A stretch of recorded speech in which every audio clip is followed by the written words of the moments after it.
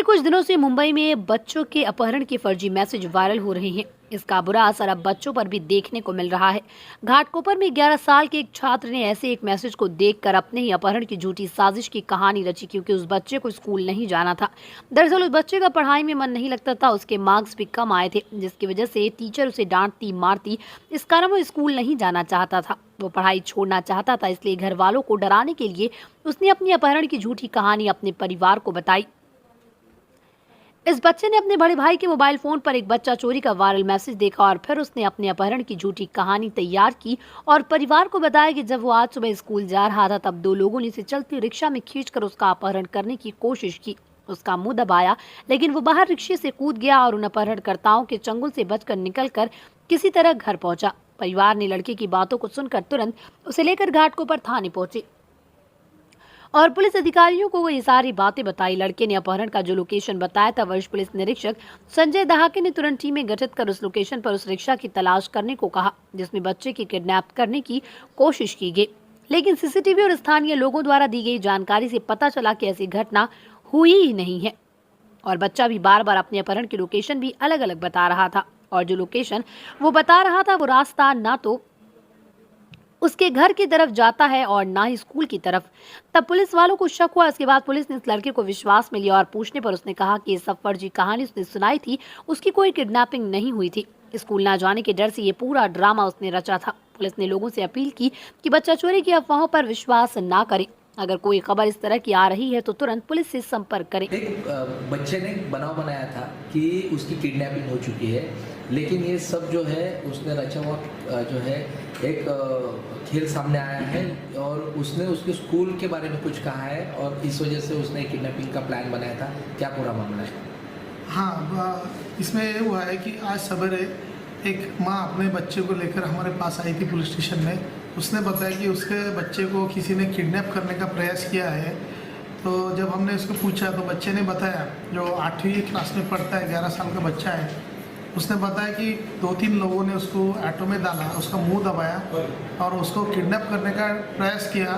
तो जब उसने उनको झटका दिया और वो छूट गया उनके हाथ से, तो उसने जब ऑटो से बाहर खुदी मार के वो जब बाहर आया और वहाँ से भाग गया। तो ये प्रकरण जिसका स्वरूप एकदम गंभीर सीरियस मैटर है। तो हमने हमारे टीम जो है, अलग अलग टीम्स, ऑफिसर, कर्मचारी, हमने वो ऑटो ढूंढने के लिए रवाना किए।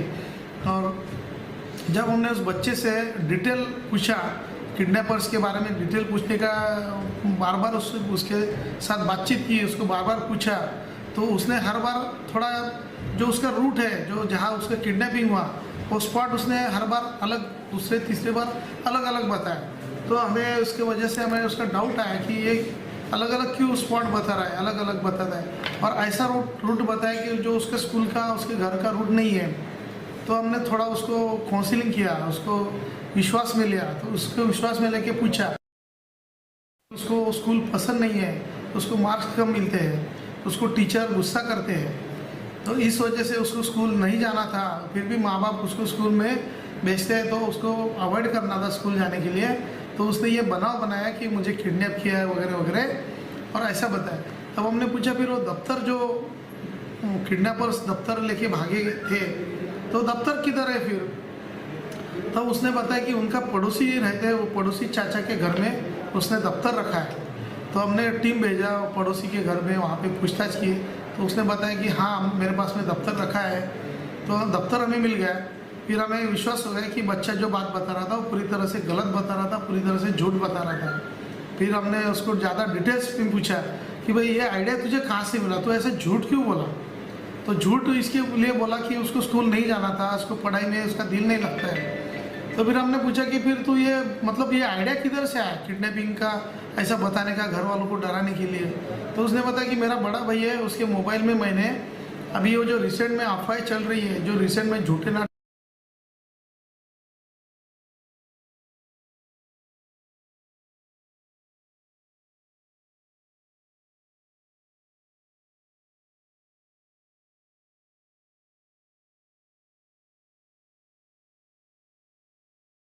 कोणाने असं का केलं?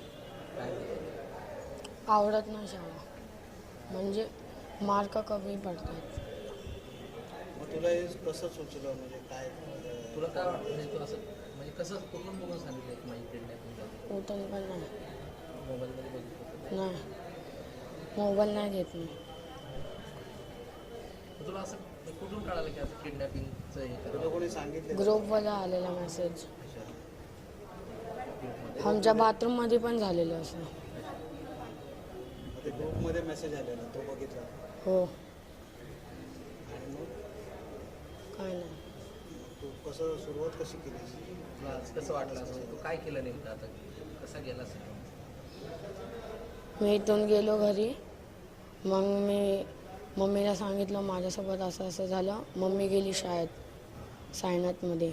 मग मम्मी बोलली सर बघा हिच्यासोबत असं असं झालं आहे, आता मी काय करू. सरना डायरेक्ट पोलीस चौकीला फोन केली. मग मम्मी आणि मी इथं आलो.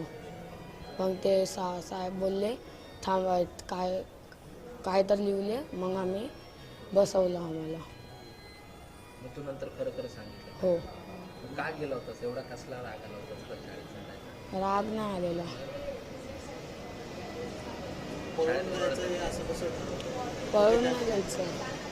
किडनॅपिंग केली तुझं ते कसं काय म्हणजे तुला असं कुठून बघितलं असं किडनॅपिंग वगैरे कुठच्या कसं काय ग्रुपवर कळलं? आलेलं ते? हो तुझ्या शाळेच्या ग्रुपवर?